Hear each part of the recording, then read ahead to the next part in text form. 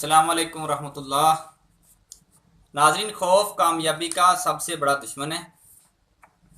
इंसानी शख्सियत को तबाह बर्बाद करने वाली और कामयाबी की राह में हाइल सबसे बड़ी जो रुकावट है ना, वो खौफ है। दुनिया में हर इंसान किसी ना किसी खौफ में ज़रूर मुब्तला होता है। ज़्यादातर लोग जो होते हैं ना, हकीकी खौफ के बजाय फर्जी खौफ को पाल लेते हैं और उसी खौफ में मुब्तला हो जाते हैं। ये खौफ उनकी सेल्फ रिस्पेक्ट को ख़त्म कर देता है और जो सेल्फ रिस्पेक्ट की कमी ज़ाती बेहतरी के अमल में बहुत नुकसानदेह होती है, उसको रोक देती है।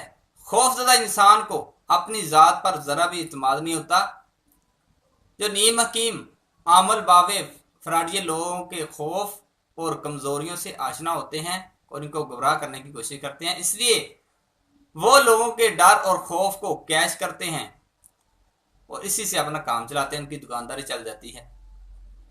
तकरीबन हर हुक्मरान अवाम पर खौफ मुसल्लत करके हुक्मरानी करता आ रहा है। खौफ कौमों के मुस्तकबिल को भी तारीक बना देता है।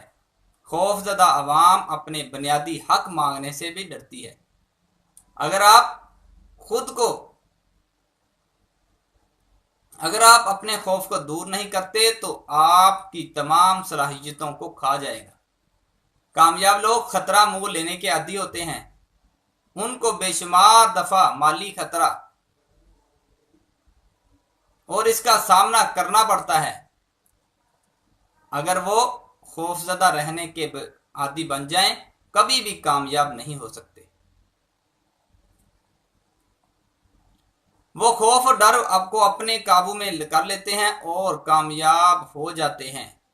हम समझते हैं सिर्फ गरीब ही को ज्यादा खौफ और डर होता है, लेकिन माहरीन के रिसर्च के मुताबिक सबसे ज्यादा खौफजदा लोग जो होते हैं वो अमीर होते हैं। उनको गरीबी का बड़ा डर होता है कि गरीबी ना मिल जाए।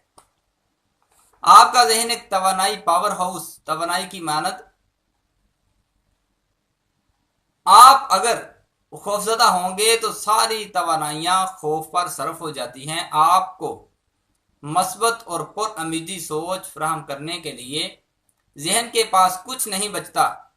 खौफजदा इंसान अगर बड़ी से बड़ी हिम्मत करके घर से पानीपत की जंग लड़ने निकले तो मोहल्ले की लड़ाई देखकर ही वापस आ जाता है। मोहल्ले में लड़ाई करके या वापस आ जाता है।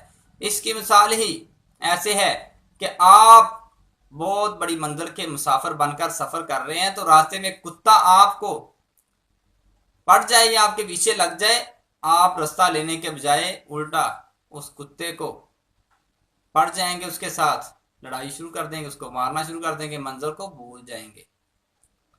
खौफ मंजिल को छुपा देता है, इसके लिए आपका मेहनत करने को दिल नहीं चाहता। आप नाउम्मीद होकर नाकाम हो जाते हैं। कई लोग तो जिंदगी की नाकामियों से इतना दिल बर्दाश्ता होते हैं कि खुदकशी का इक़दाम करते हैं और उसमें भी वो नाकाम हो जाते हैं।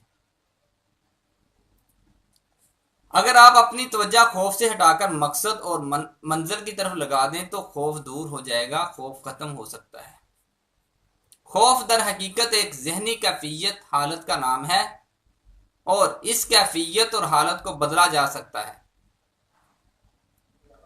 जहन आपकी मर्जी के मुताबिक तब काम करता है जब आप जहन को खौफ की तरफ राग़िब होने से बचाएं। जब आपके जहन में कोई खौफ नहीं होगा तो ज्यादा तेज काम करेगा। अपनी तवज्जो दुरुस्त रास्ते की तरफ लगा दें। हालत खौफ में जहन के खुलियों को पूरा खून और ऑक्सीजन नहीं मिलती, इसलिए वो बेहतर तौर पर अपना काम नहीं कर सकता। पुरस्कूर रहने के लिए नए नए ख्यालात मौके आपकी तरफ बढ़ते हैं। हसास तबीयत के लोगों में तसव्वुर करने की सलाहियत ज्यादा होती है, इसलिए वो छोटे छोटे मसाइल को बड़ा करके देखते हैं। उन्होंने बेशुमार फर्जी खौफ पार रखे होते हैं। इनको कोई मसला दरपेश हो तो वो एक फर्जी मसला पैदा कर लेते हैं। इनके लिए कहा जाता है कि no problem is a big problem. उनकी टेंशन का ना होना भी बहुत बड़ी टेंशन है। ये लोग हर नए वाक़या पर अपनी तवज्जो खतरे और खौफ की तरफ मबजूल कर देते हैं। इनके ख्याल में हर शख्स उनको धोखा देना चाहता है। वो हर बंदे को गलत समझते हैं, हर बंदे को बुरा, झूठा, धोखेबाज समझते हैं, क्योंकि उन्हें खौफ एक भरा होता है, खौफ तारी होता है। हर बीमारी को समझते हैं कि जान ले सकती है। हर वक्त बदगुमानी करते हैं। मैं कहता हूं ऐसा बंदा जन्नत भी चला जाए वहां भी खौफजदा फिरता रहता है। इसलिए बदगुमानी से हमारे मजहब ने मना फरमाया कि बदगुमानी से बच जाओ, ये बहुत बड़ा गुनाह है।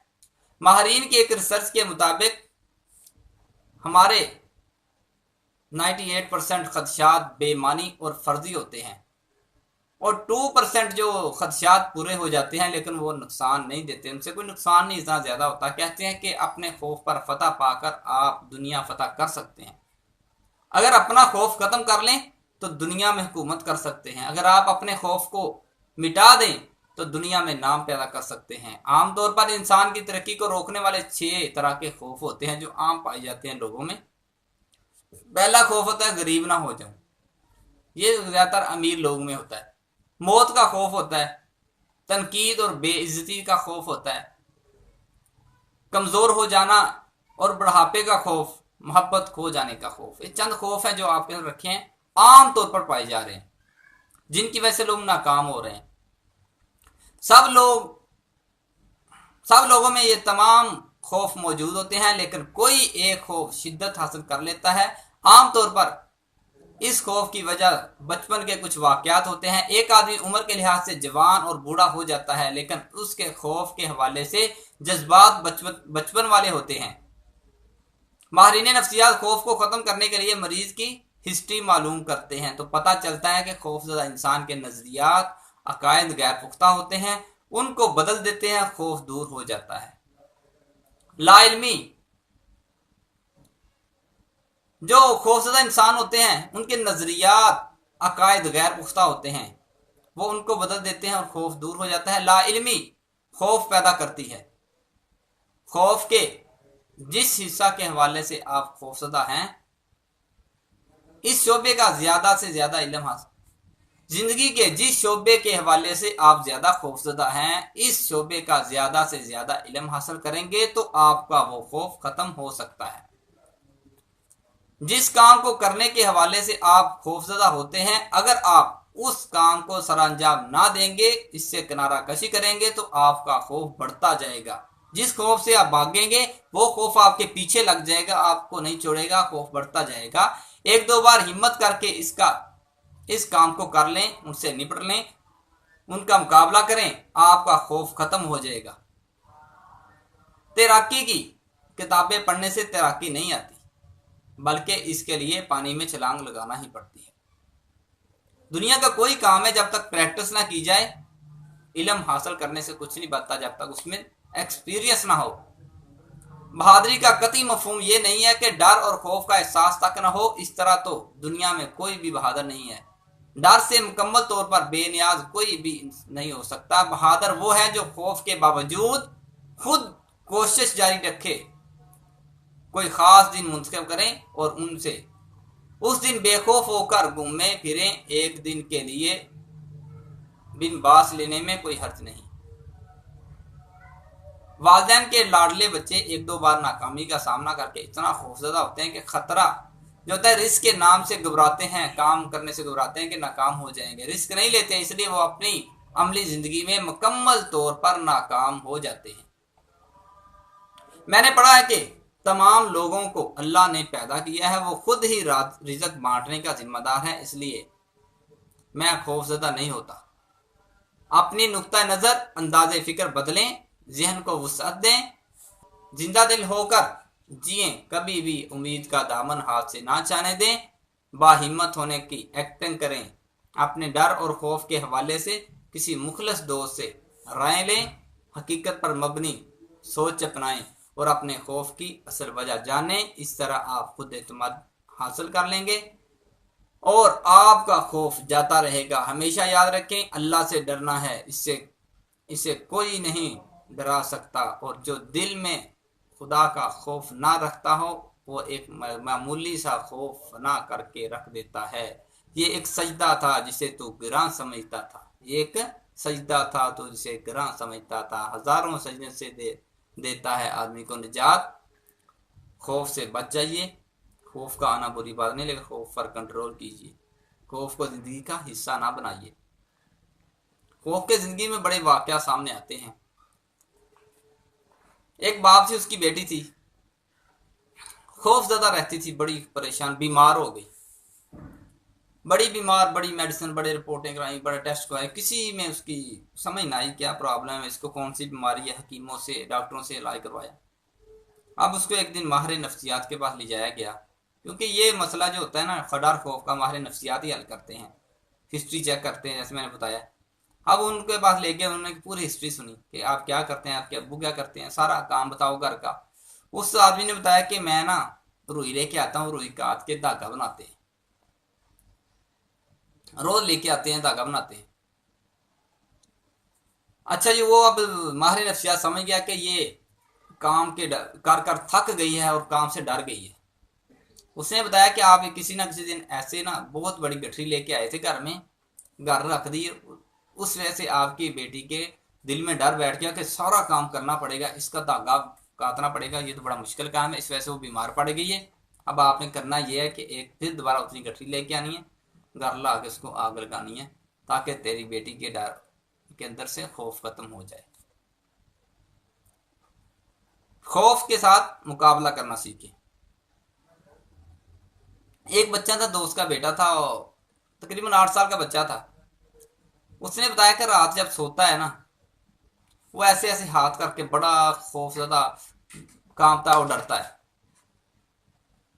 जब हम सुबह उससे पूछते हैं कि रात आपको क्या होता है, डर क्यों रहे थे, कहने लगा रात ना एक शेर आता है, मुझे खाने की कोशिश करता है।